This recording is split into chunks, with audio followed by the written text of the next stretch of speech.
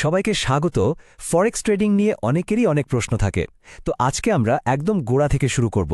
মানে একটা ফরেক্স ট্রেড আসলে কিভাবে কাজ করে, তার প্রত্যেকটা অংশকে আমরা সহজভাবে বোঝার চেষ্টা করব। আচ্ছা, তাহলে দেখে নেওয়া যাক আজকে আমরা কি কি বিষয় নিয়ে কথা বলতে যাচ্ছি। প্রথমে আমরা জানব লট কি, এরপর দেখব পিপস আর লটের সম্পর্কটা ঠিক কোথায়, তারপর লিভারেজ আর মার্জিন নিয়েও কথা হবে, আর সবশেষে একটা ট্রেড থেকে লাভ ক্ষতি কিভাবে হিসেব করা হয় সেটাও আমরা দেখব। তো চলুন শুরু করা যাক একদম প্রথম ধাপটা দিয়ে। মানে ফরেক্সে যখন কোনো লেনদেন হয় তার সবচেয়ে মৌলিক একক বা ইউনিটটা আসলে কি? এই যে আমরা একটা এককের কথা বলছি, ফরেক্স লট, এটা আসলে কি জিনিস? ব্যাপারটা খুব সহজ করে বুঝতে গেলে ডিমের কার্টনের কথা ভাবা যেতে পারে। দোকানে গেলে তো আমরা একটা একটা করে ডিম কিনি না, তাই না? আমরা এক কার্টন কিনি, মানে 12টা। ফরেক্সও ঠিক তাই। এখানে মুদ্রা কেনা বেচা হয় এরকম নির্দিষ্ট পরিমাণে বা প্যাকেজে, আর এই প্যাকেজটাকেই বলা হয় লট। সোজা কথায় লট হলো লেনদেনের পরিমাণ মাপার একটা স্ট্যান্ডার্ড ইউনিট। মানে ফরেক্স মার্কেটে সবাই যেন একটা নির্দিষ্ট মাপকাঠিতে কেনাবেচা করে, সেজন্যই এই ব্যবস্থা। এখানে দেখুন, লটের কিন্তু বিভিন্ন সাইজ আছে। যেমন স্ট্যান্ডার্ড লট মানে হলো 1 লক্ষ কারেন্সি ইউনিট, যেটা বেশ বড়। আবার যারা নতুন শুরু করছেন বা কম ঝুঁকি নিতে চান, তাদের জন্য আছে মিনি, মাইক্রো, এমনকি ন্যানো লটের মতো ছোট অপশনও। আচ্ছা, লট তো বোঝা গেল, কিন্তু প্রশ্ন হল এই লটের আকারের সাথে লাভ করার সম্পর্কটা কি? চলুন এবার সেটাই দেখি। ব্যাপারটা হলো কারেন্সির দামের যে পরিবর্তন হয়, মানে পিপস, সেটা কিন্তু খুবই সামান্য। এত ছোট পরিবর্তন থেকে লাভ করতে হলে অনেক বড় পরিমাণের ট্রেড করতে হয়, তাই না? আর এখানেই লটের আসল ভূমিকা। আর এই ধারণাটাই আমাদের নিয়ে আসে পিপ ভ্যালুর কাছে। মানে 1 পিপ দাম বাড়লে বা কমলে আসলে কত টাকা লাভ বা লস হবে সেই হিসাবটা।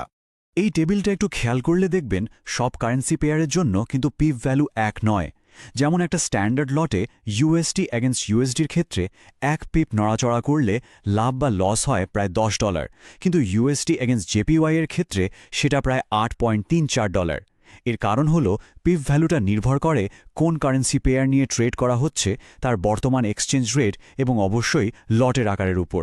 এখন একটা বড় প্রশ্ন আসতেই পারে, স্ট্যান্ডার্ড লট মানে তো $1 লক্ষ ট্রেড। একজন সাধারণ বিনিয়োগকারীর কাছে তো এত টাকা থাকার কথা না, তাহলে এটা কিভাবে সম্ভব? এই সমস্যার সমাধানই হল লিভারেজ। লিভারেজকে একটা অর্থনৈতিক অ্যাম্প্লিফায়ার বা গুণক হিসেবে ভাবা যেতে পারে, যা অল্প পুঁজিকে বহু গুণ বাড়িয়ে ট্রেড করার সুযোগ করে দেয়। সহজ করে বললে, ব্রোকার এখানে একটা ব্যাংকের মতো কাজ করে। ট্রেড করার জন্য যে $1 লক্ষ দরকার, সেটা ব্রোকারই ধার দেয়। তার বিনিময়ে শুধু একটা ছোট গুড ফেইথ ডিপোজিট বা বিশ্বাসের আমানত চেয়ে নেয়। এই যে গুড ফেইথ ডিপোজিটের কথা বললাম, ট্রেডিংয়ের ভাষায় এটার একটা নির্দিষ্ট নাম আছে, আর এর কাজটাও কিন্তু খুব গুরুত্বপূর্ণ। এই ডিপোজিটটাকেই বলা হয় মার্জিন। একটা কথা কিন্তু পরিষ্কারভাবে মনে রাখতে হবে, মার্জিন কোনো ফি বা চার্জ নয়। এটা হলো একটা জামানত, যা ট্রেডটা খোলা রাখার জন্য ব্রোকার নিজের কাছে রাখে। ট্রেড ক্লোজ করে দিলে এই টাকাটা আবার অ্যাকাউন্টে ফেরত চলে আসে।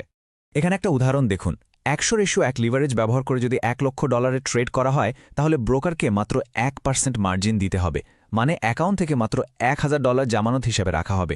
তার মানে লিভারেজ যত বেশি, মার্জিন তত কম লাগে। তো আমরা লট, পিপ, লিভারেজ আর মার্জিন সবই তো জানলাম।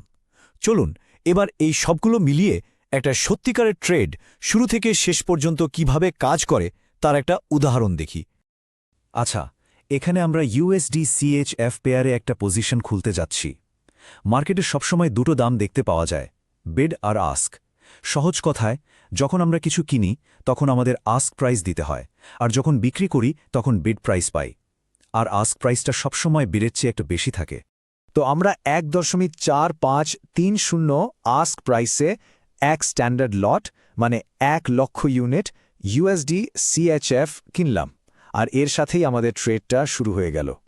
ধরে নেওয়া যাক কয়েক ঘন্টা পর দাম বেড়ে গেল। এখন আমরা লাভটা তুলে নিতে চাই। তো আমরা আমাদের কেনা ডলারগুলো বিক্রি করে দেব, আর বিক্রি করার সময় আমরা দাম পাব তখনকার বিড প্রাইস, যা হল 1.4550। তাহলে দেখুন, আমরা কিনেছিলাম 1.4530-তে আর বিক্রি করলাম 1.4550-তে। মাঝখানের পার্থক্যটা হল 0.0020, মানে 20 পিপস। আমাদের ট্রেডটা 20 পিপস লাভে আছে। এখন লাভের হিসাবটা খুব সোজা। আমরা আগেই দেখেছিলাম যে এই পেয়ারে প্রতি পেপ ভ্যালু প্রায় $6.87। তাহলে 20 পিপস লাভের মানে হল মোট লাভ হল প্রায় $137.40। তাহলে পুরো ব্যাপারটাকে যদি আমরা এক জায়গায় করি তাহলে মূল বিষয়গুলো কি দাঁড়ালো?